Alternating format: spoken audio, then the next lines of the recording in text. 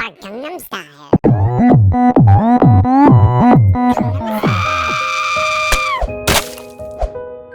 Hmm.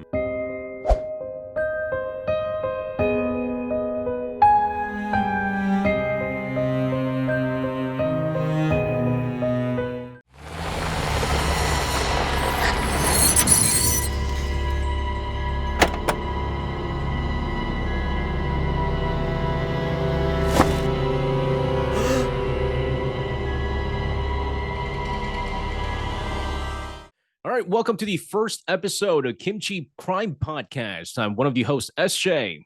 And I'm the other host, Walter. I'm the original creator of the Bedtime Crime, now turned to the Kimchi Crime Podcast. And thanks for checking us out on our first episode. And we'll be diving into some of the gruesome crimes that took place in South Korea and break down those criminal or criminals, because there are many stories with more than one criminal, and touch upon things that aren't covered by the news. That's right. But of course, we always appreciate your support. Give us a like, get your alerts. It's going to be a crazy ride. And what can we say? We like learning about crime, right? But of course, we just don't condone it. Yes, we definitely don't condone it, but we love hearing about it. And it's crazy because, we're both Korean descent, but we're not actually Korean citizens. Our passports are different. Mine's from Australia, and SJ, you're American citizen, correct? That's right. It's got that nice little eagle up there from the United States. We have the coat of arms, which is the kangaroo and the emu. So, we have tons of interest in crime. I studied it as well, but SJ has always been interested in crime ever since, I don't know, he made his first crime, which we won't talk about. And what's weird is that, one thing people will tell you about Korea is that it's relatively safe, right, SJ? Yeah, I mean, it's got a low crime rate, but which is why when you got like those big crimes that are popping up, I mean, the whole countries got their eyes and ears on the incident. All right, so let's get into our first story today. It's relatively fresh in our minds because it just happened. So where in Korea are you taking us, SJ? This place is one of the best places for me personally, one of my favorite vacation spots. It is the second biggest city in South Korea. We're talking about Busan. Yes. It's known for good food, beautiful women, crazy drivers, and of course, man, a most recent case here. Yeah, we've had a few actual weird cases coming straight out of Busan recently. This case today, and also they called him the roundabout kicker or something like that. Dude, that guy is crazy, man. He just randomly went out, just roundhouse kick, right? A random girl. Yeah, so maybe we'll get into that maybe one day. But anyway, yes, it's the story of Jeong Yoo-Jeong murder case. Now, SJ, let's get into her life first. What do we have on her background? Yeah, so here's the thing, though, right? I mean, again, very, very young is what we're talking about. She was born in October 1999, so she's only 23 years old. Since we are, of course, at the port city of Busan. She was born in Busan, South Korea. But you're gonna see. I mean, this is the first episode that we're recording right now. This is the first episode that's going out right now. You'll see a pattern. I mean, a lot of these people, their life doesn't start off the happiest. At the age of 1, her mom left her. But at the age of 6, her dad decides he's going to leave her as well. So you went from age 1, her mother leaving her, age 6, when I think you kind of know what's going on at that age. Her grandparents end up taking care of her. And I mean, let's face it, when you got grandparents taking care of a young kid, it's going to be pretty tough, right? Yeah. They get the welfare checks from the government. Life is pretty tough for this kid. But you have to give it to her, though, man. I mean, these kids, a lot of these kids who grew up in kind of a very financially unstable kind of scene, their priorities aren't school. So a lot of these girls or a lot of these criminals or a lot of these people, I should say, who don't grow up with a whole lot of money, they end up just kind of dropping out and they'll find a job, right? But she still managed to graduate from Gyeonghae Girls High School. So, it's not like she was kind of going, I got no money. I'm just going to go out and work and stuff like that. But Walter, when you got a kid like her, do you think she's like Regina George from Mean Girls? Well, I maybe not to that extent, in my opinion, but let's see what her former classmates actually had to say about her, because there were some interviews online, and like they said practically she was invisible. I don't know if that's a good thing or a bad thing. Like Yeah. being invisible could be you're just very quiet of a person. No one never really noticed her. They didn't hang out with her. Like she was quite quiet. Some people would say hi, but she wouldn't say hi back. So she was this sort of loner, I think. And Yeah. check this out. Like this is from another student. Like during break time, she would hide behind the curtains of the classroom, and she even had a snack behind the curtains. So she was definitely what you would call a loner. So one police professor from Usok University said hiding behind curtains shows her defensive nature. She had no self-confidence. I've never thought about that. Like hiding behind curtains is sort of like a coping mechanism.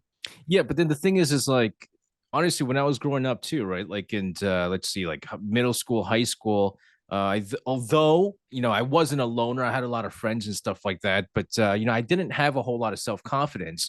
But I don't go around hiding behind curtains, right? I mean, so No, you could obviously tell she's kind of on the extreme end here. The only way anyone kind of remembers stuff like that is if she was that one weird girl in class that everybody kind of remembered. I hate to put it this way, but there's always that one weird kid in class.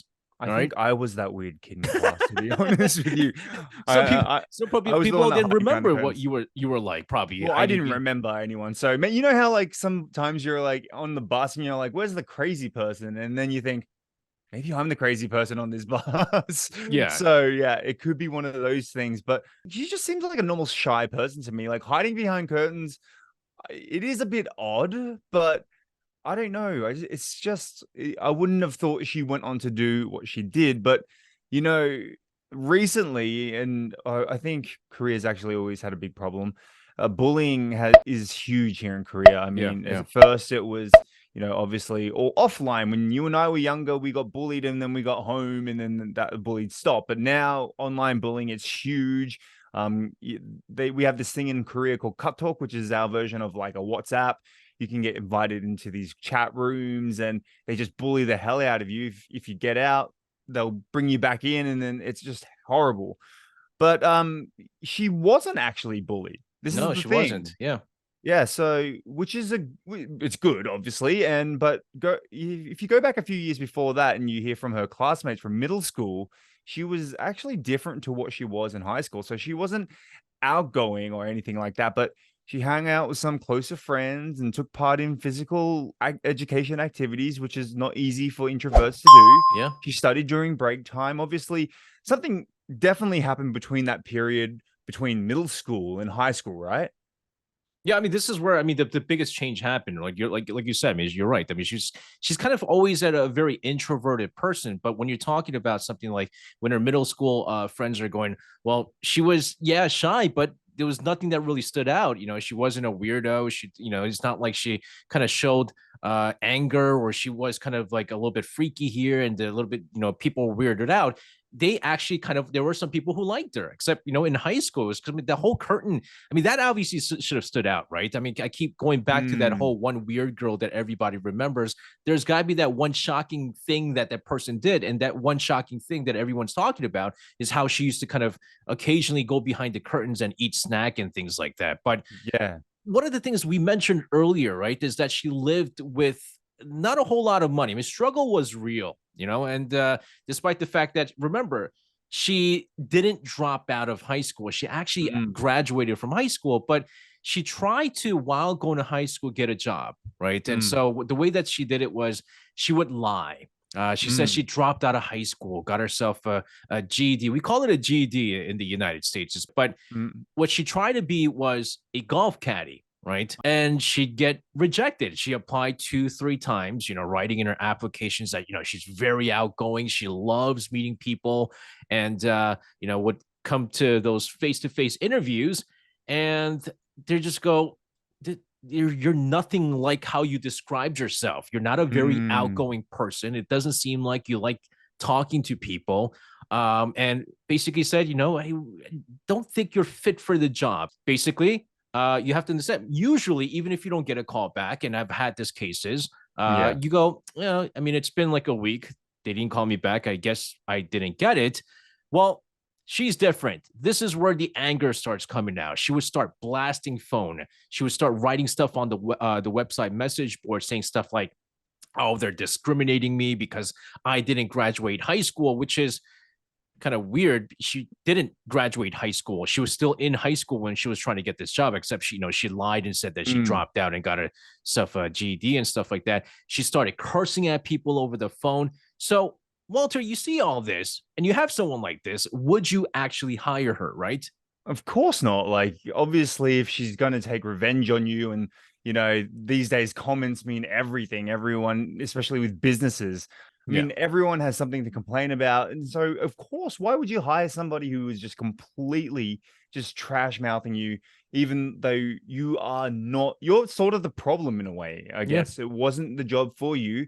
They made that assumption and they decided not to go again, I think, for very good reason, which we'll find out more a bit later.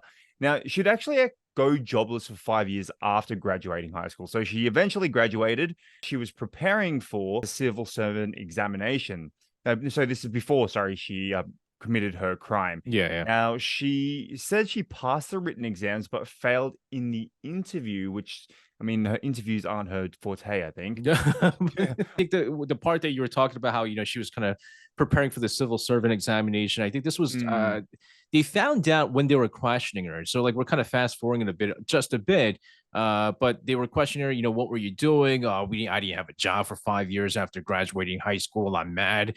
I was kind of preparing for this civil servant exam, and I did well. I passed the written exams, but I failed in the interview. I'm mad. Again, lie, like you mentioned. And so you'll start realizing she's going to do a whole lot of this stuff. But the crazy thing here is, as they're going to find out more and more about her, is that she does not like English. One of the things that about Korea is that there's so much importance in learning English, right? Like all these kids are going to these private academies, cram schools, learning English from the very start. And at the age of 23, when she was arrested and questioned, they even found out that she had like a middle school level English, which, to be honest with you, that's not bad, right? No. But she didn't blame her weird personality or that she's psychotic, and that's why she didn't get a job. She basically said, "Oh, it's because my English wasn't good enough." And so we're going to find out later on that English language is going to be something that's going to pop up again when we talk about the alleged crime here. So, Walter, let's jump right into the crime here. After you hear this, you're not going to trust anyone on the internet anymore, and not that I don't think I never have anyway. So yeah, I mean, that's the thing, right? Like, there's some people out there nowadays. I think maybe like 5-6 years ago, meeting people on the internet was maybe a taboo, but I think after the COVID-19 pandemic, it's like everyone is. What is it? What is that thing that people say these days? Swipe left or swipe right or something like that. On Tinder, right? Yes, they're finding people on the internet. I mean, it's now normal to meet people on the internet. And as I've mentioned before, English is big here in Korea. Right. She signs up for this application, and this is an application that's used here in Korea to find tutors. So what she does is she pretends she's a mom with a middle school 3rd grade child, and she really wants her child to learn English from a tutor, right? And for our listeners out there who are not in Korea, it's a normal thing. I mean, and also by having a tutor, it kind of also shows you that you have money, right? Yeah, because a lot of these kids, like, they go to like the academies to learn English, and they try to have their kids learn a bit more by hiring a tutor. So on May 24th, 2023, you had a female in her 20s responding to Jeong Yoo-Jeong's post. Now, remember, Jeong is pretending that she's a mom of a middle school child.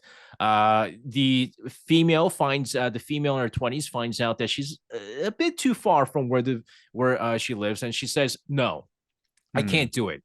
Now, that should have been where it ended, but Jeong Yoo-Jeong basically begs her. She goes, "Look, let's just give it a try once." Jeong Yoo-Jeong tells the victim, "Look, here's what we're gonna do. I'm gonna send my kid to your place," and this is where she's trying to buy her, I guess, trust. Right? I think you'll feel a little safer if you have someone go to your place rather than you going to a place that you don't know about. They set a date, May 26th, 6 p.m. Now, remember, Jeong Yoo-Jeong, she's cray, man. She's crazy at this time. She buys a used school uniform. Okay. She's going to basically pretend that she's the middle school student. Now, one thing you want to learn a little bit about Jeong Yoo-Jeong is that she's short. She's about 150 centimeters tall. And because you're 150 centimeters tall and you're in your 20s, she's 23 years old, I guess, and Asian girls, I mean, when they're young, they look younger than they really are. And so she could kind of pass for, I guess, a middle school third grader if she wears this uniform. She brings a knife with her, heads to the victim's house.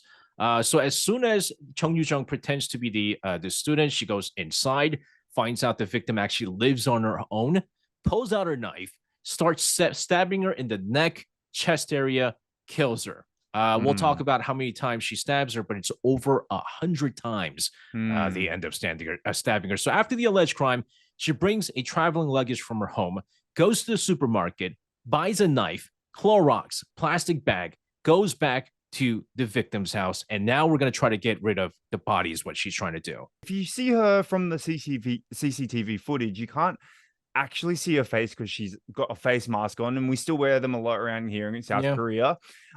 She just looks like some young female looking to travel somewhere, gets a cab on the 27th of May, about 3 a.m. She comes out of the house, takes a cab to bury the body. Obviously, she's got her bag with her. She told the cab driver to take her to the woods. I mean, to the woods at 3 a.m. Like, I'm sure the taxi driver was like, this is something fishy's happening at the moment. But at the same time, you have to take into consideration 3 a.m. with a luggage might not be too weird in the first place, because there's a lot of like flights out, right? A lot of the international flights where maybe the check-in time, the flight time is like 5 a.m. or 6 a.m. or something like that, and she's just getting like an early start to the airport, because I do know that there's a international airport near Busan in Hime, I believe. So I think initially he was like, oh, maybe she's gonna go to the airport or something. I'll help her with the bag. But she's basically like, I gotta go to the woods. That's fishy. With the bag. For sure. So she doesn't dump the whole luggage, but instead just the body, and wanted to take the luggage back again. So as she couldn't fit everything into one luggage, so she was basically heading back. But this is where she makes a crucial mistake. Now, she asks the cab driver if he can take her back after 20 minutes. I mean, I don't know if this is a mistake or just kind of pure, just dumb on her part, because why would you ask someone to wait 20 minutes in the woods and then come with a bag? And that's once she comes out of the woods, that's when he actually calls the police, because initially there were some reports that he had helped her carry the luggage out of the trunk. And once he saw some blood on his hands, that's when he reported to the police. Now, at 6 a.m., the police arrested Chong and found the parts of the body she buried, along with the rest of the body, at the home of the victim. Yeah, so like you could kind of understand, I think, why Chung was asking the cab driver, listen, after about 20 minutes, I'm going to come out of the woods, and can you give me a ride back? Because 3 a.m., right? And then I don't know how long it took her to go to the park and the wooded area where she ended up burying the body. But it's hard to get a cab, right? And so she was probably like, you know what?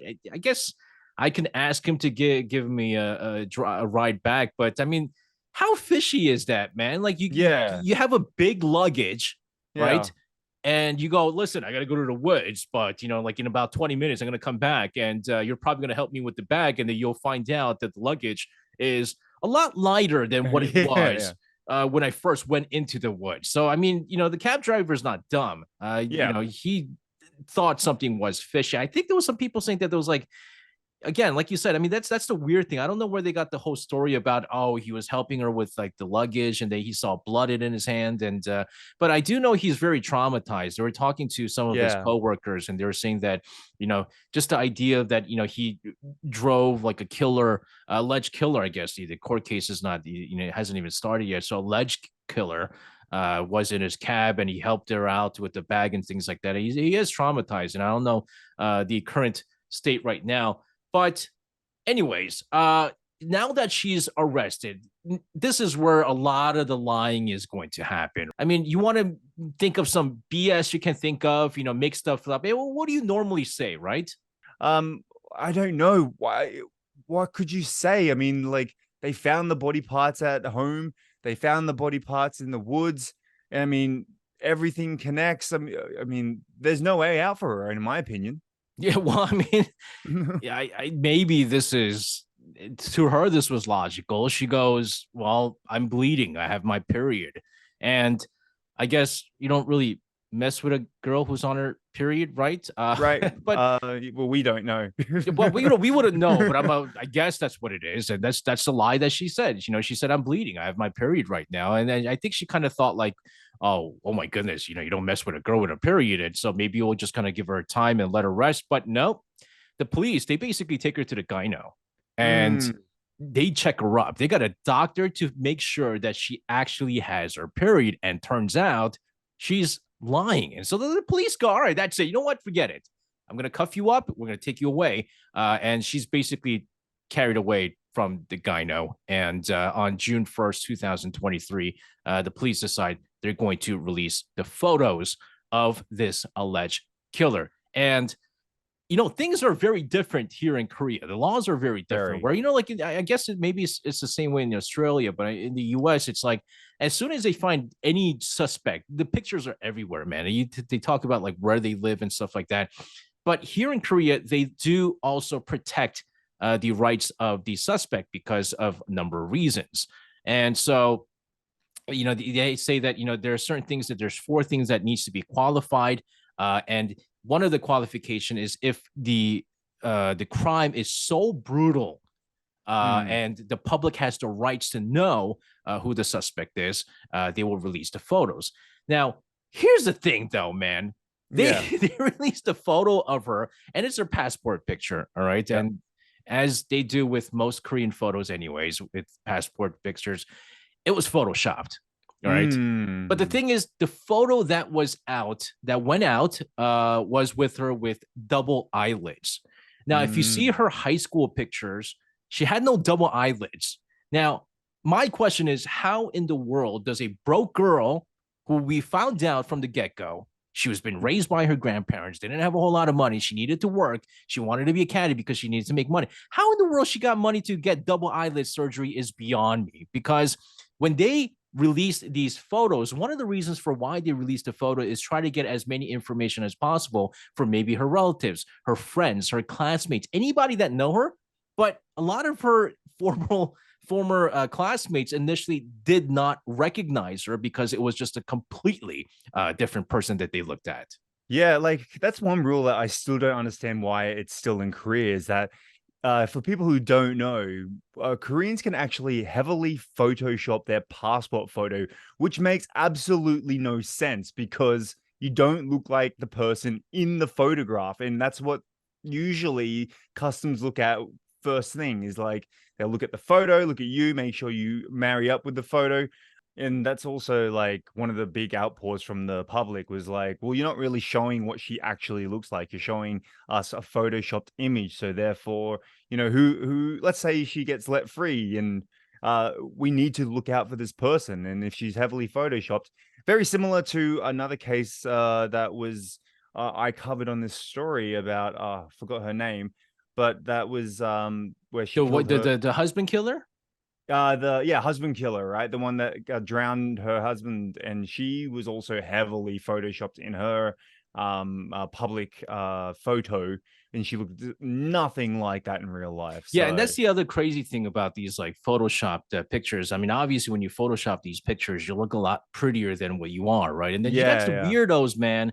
You got weirdos who basically go, "Oh my gosh, look how beautiful they look," and they start standing her, right? I mean, yeah. it's just they're a suspected killer, man. You know exactly what they did, and then you look at a photo of them Photoshop, and you start like drooling over how pretty they are. It's there's got a lot of weirdos out there too, man. Tons of weirdos out there. But let's move on to the questioning Yeah, now. yeah, yeah, yeah, So yeah.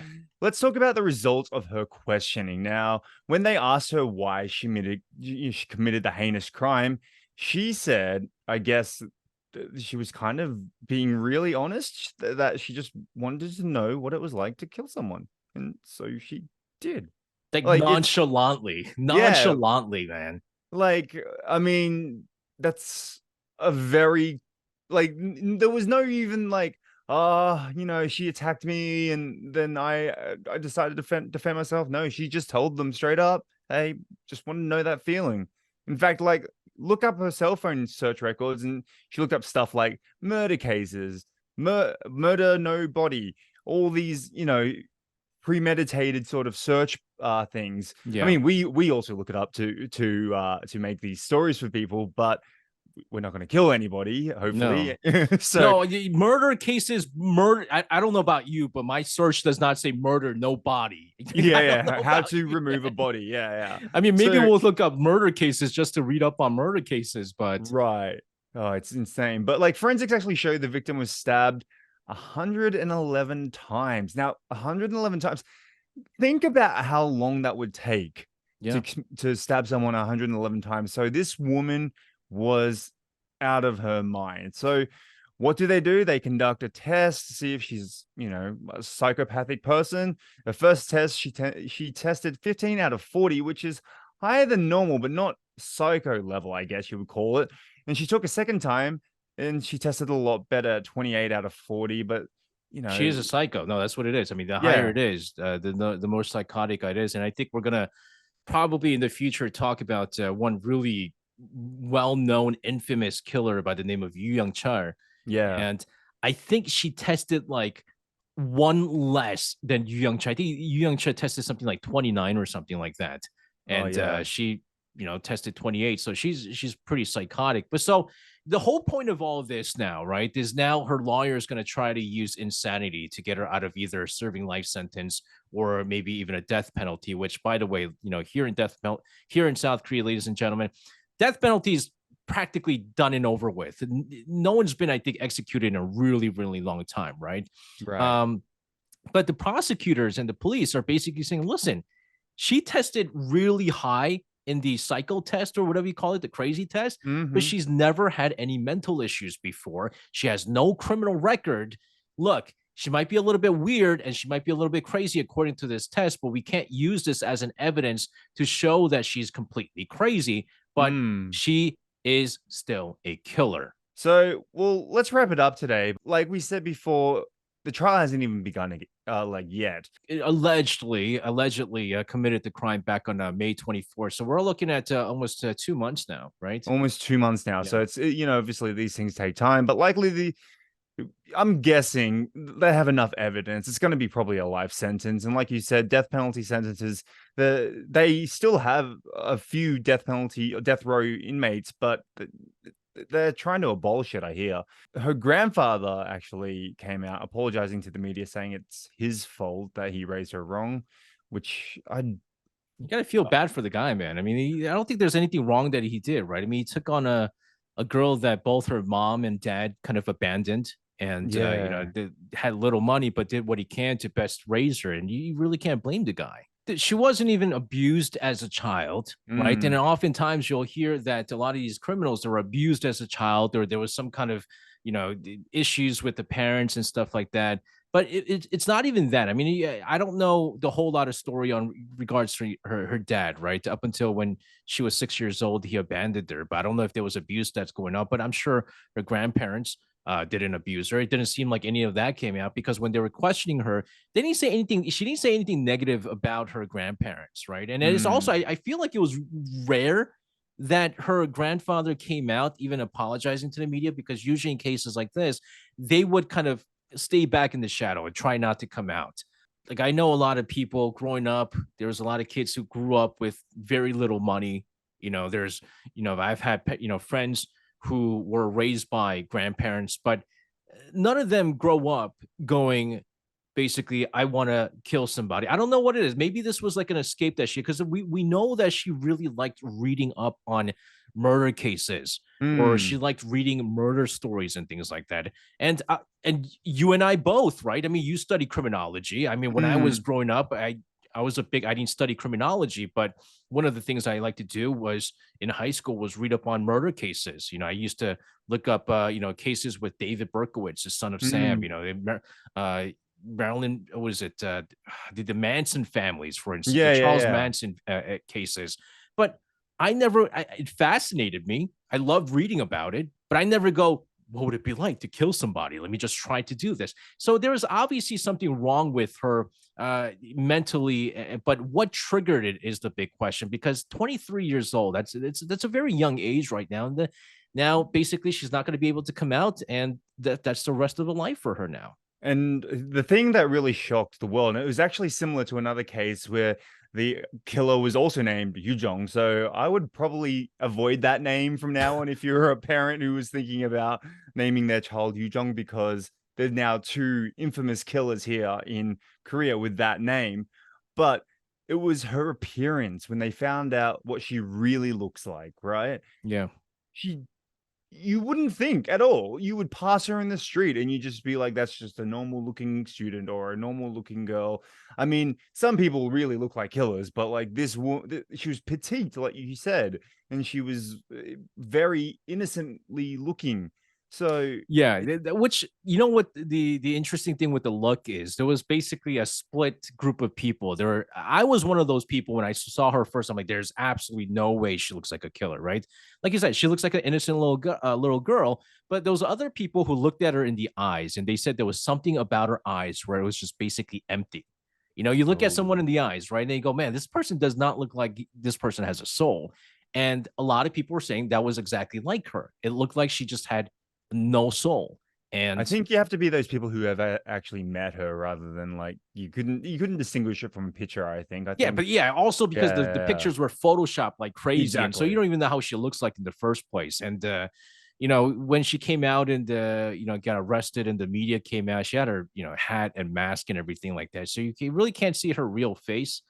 But man, this just caught, I think, a lot of people off guard. And I think it was another in an era where, internet, everything is done over the internet, everything's done over the application. You could hire anybody to do your housework through the application nowadays. And I don't know how many people trust people now on the internet, because that victim, man, a young girl who was just trying to make some extra cash, as probably highly likely a college student or just out of college, Hmm. just trying to make extra cash, and just a victim of a brutal murder. Right, right. Well, I think that we'll have to wrap it up for today because this is what we got so far. Definitely, if there's going to be some updates Yep. in the future, we'll let you know because we are also going to be really like watching this story very, very closely. But if you liked what you saw today, then obviously we need your support. So make sure you subscribe, you like, you comment, and listen, that notification bell whenever we're going to come up. We're going to definitely try doing this on a weekly basis, don't you think, SJ? Yeah, we're gonna try it, man. I mean, there's so many murders, but be surprised that, and even in a safe country like here in Korea, there's a lot of crazy stuff that happened in the past. There's tons of crazy stuff. So make sure you stick around for that, and we will see you next time.